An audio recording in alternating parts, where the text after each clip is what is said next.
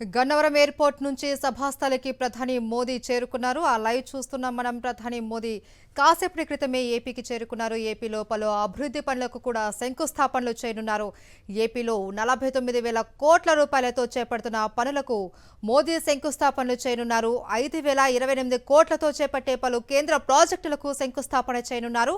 3,680 కోట్లతో నిర్మించిన జాతీయ రహదారులను ప్రారంభించనున్నారు ప్రధాని మోదీ. 254 కోట్లతో చేపట్టిన 3 రైల్వే ప్రాజెక్టులను జాతికి అంకితం ఇవ్వనున్నారు. 57,962 కోట్లతో చేపట్టనున్న 94 ప్రాజెక్టులకు శంకుస్థాపనలు జరగనున్నాయి. ఇక 1,459 కోట్లతో నాగాయలంకలో డిఆర్డీఓ క్షిపణి ప్రయోగ కేంద్రంతో పాటు 100 కోట్లతో చేపట్టిన విశాఖలోని యూనిటీ మాల్కు శంకుస్థాపన చేయనున్నారు ప్రధాని మోదీ.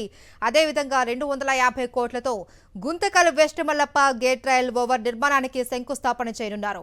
3,176 కోట్లతో చేపట్టిన జాతీయ రహదారుల ప్రాజెక్టులకు శంకుస్థాపనలు చేయనున్నారు ప్రధాని మోదీ. ఈ అభివృద్ధి పనులకు శంకుస్థాపన చేయనున్న నేపథ్యంలోనే ప్రధాని మోదీ కాసేపటి క్రితమే ఏపీకి చేరుకున్నారు. ఏపీలో గన్నవరం ఎయిర్పోర్టుకు చేరుకున్నటువంటి ప్రధాని మోదీకి పలువురు రాష్ట్రీయ నాయకులు ఘన స్వాగతం పలికారు. అక్కడి నుంచి సభాస్థలికి హెలిప్యాడ్ ద్వారా చేరుకున్నారు. మరి కాసేపట్లో సభా వేదికపై నుంచి కూడా ప్రధాని మోదీ ప్రజలను ఉద్దేశించి ప్రసంగించనున్నారు. అయితే ప్రధాని మోదీ ఏం మాట్లాడతారు అన్నదే ఆసక్తిగా నెలకొంది. ఏపీ ప్రజలపై ఎలాంటి వరాల జల్లులు కురిపిస్తారు అని కూడా అంతా ఎదురు చూస్తూ ఉన్నారు. ముఖ్యంగా రైతులు, కార్మికులు మోదీ ప్రసంగంపైన ఎంతో ఆసక్తి చూపిస్తున్నారు. మోదీ ప్రసంగం అనంతరం కూడా పలు అభివృద్ధి పనులకు శంకుస్థాపన చేయనున్నారు. వీటిలో ప్రధానంగా 5,028 కోట్లతో చేపట్టే పలు కేంద్ర ప్రాజెక్టులకు శంకుస్థాపన చేయనున్నారు. అలాగే 3,680 కోట్లతో నిర్మించిన జాతీయ రహదారులను ప్రారంభించనున్నారు ప్రధాని మోదీ. 254 కోట్లతో చేపట్టిన 3 రైల్వే ప్రాజెక్టులను జాతికి అంకితం ఇవ్వనున్నారు. 57,962 కోట్లతో చేపట్టనున్న 94 ప్రాజెక్టులకు శంకుస్థాపనలు జరగనున్నాయి. 1,459 కోట్లతో నాగాయలంకలో డిఆర్డీఓ క్షిపణి ప్రయోగ కేంద్రంతో పాటు 100 కోట్లతో చేపట్టిన విశాఖలోని యూనిటీ మాల్కు శంకుస్థాపన చేయనున్నారు. ఇక 250 కోట్లతో Guntakal west Mallappa gate rail over నిర్మాణానికి శంకుస్థాపన చేయనున్నారు.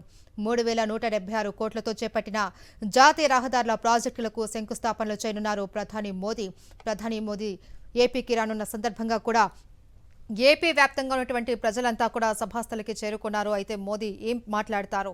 ఈరోజు మోదీ మాట్లాడే మాటల్లో కూడా ఏపీ ప్రజలపైన ఎలాంటి వరాల జల్లు కురిపిస్తారు అన్నదే ప్రతి ఒక్కరూ కూడా ఆసక్తిగా ఎదురు చూస్తున్నారు. దాదాపు 5 లక్షల మంది మోదీ ప్రసంగం వినడానికి కూడా ఎదురు చూస్తున్నారు. సభాస్థలి వద్ద ఎదురు చూస్తూ ఉన్నారు.